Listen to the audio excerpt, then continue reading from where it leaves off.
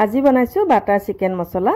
নমস্কাৰ, মোৰ অন্য এটা ৰেচিপি ভিডিঅ'লৈ স্বাগতম জনাইছো। এয়া মই হাফ কেজি চিকেন লৈছো। চিকেনখিনি ভালকৈ ধুই মেলি ইয়াতে নিমখ, হালধি, জলকীয়া পাউডাৰ, আদা, ৰচুনৰ পেষ্ট আৰু ডাঙৰ চামুচেৰে 1 চামুচ দৈ, অকণমান নেমু ৰস আৰু 2 চামুচ জোখৰ ৰিফাইন তেল দিছো আৰু এইখিনি হাতেৰে এতিয়া মিক্স কৰি মই আধা ঘণ্টাৰ বাবে মেৰিনেট কৰি থৈ দিম। আৰু আনফালে এখন কেৰাহী পাতি ললো। ইয়াতে মই ৰিফাইন তেল দিছো আৰু গোটা গৰম মছলা, শুকান জলকীয়া আৰু তেজপাত দিছো আৰু দুটা পিয়াজ স্লাইস কৰি কটা পিয়াজ দুটা দি দিছো আৰু দুটা বিলাহী দিছো টুকুৰা টুকুৰকৈ কটা আৰু কেইটামান কাজু দিছিলো আৰু দুটা কেঁচা জলকীয়া দিছিলো।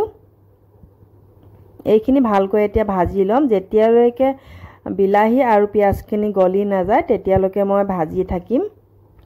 আৰু এইখিনি ভজা হৈ গ'ল। এতিয়া মই ঠাণ্ডা কৰি মিক্সিত পেষ্ট কৰি লম।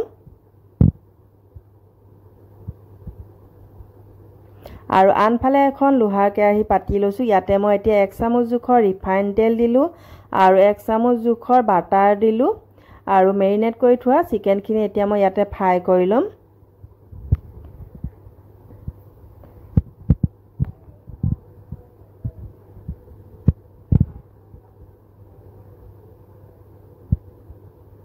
এয়া চিকেনখিনি ফ্ৰাই কৰা হৈ গ'ল আৰু এই কেৰাহীখনত মই 1 চামুচ জোখৰ বাটাৰ দিলো আৰু আধা চামুচ চেনি দিছো। চেনি আৰু বাটাৰখিনি গলি যোৱাৰ পাছত পেষ্ট কৰি থোৱা মছলাখিনি ইয়াতে দি দিলো আৰু মছলাখিনি মই এনেকৈ 10 মিনিট মান আকৌ ভাজি লম।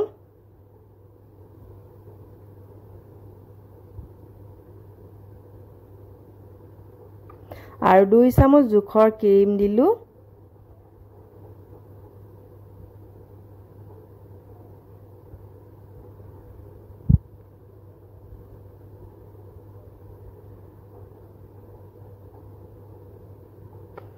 আৰু অকণমান কচুৰি মেথি দিছো। এতিয়া মছলাখিনি মই আকৌ 5 মিনিট মান সময় ভাজি থাকিম।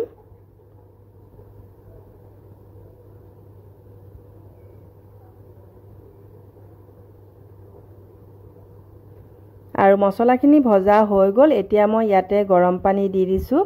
গ্ৰেভিটো যেনেকুৱা জোখত খায় আপোনালোকে তেনেকুৱা জোখত পানীটো দিলে হ'ল।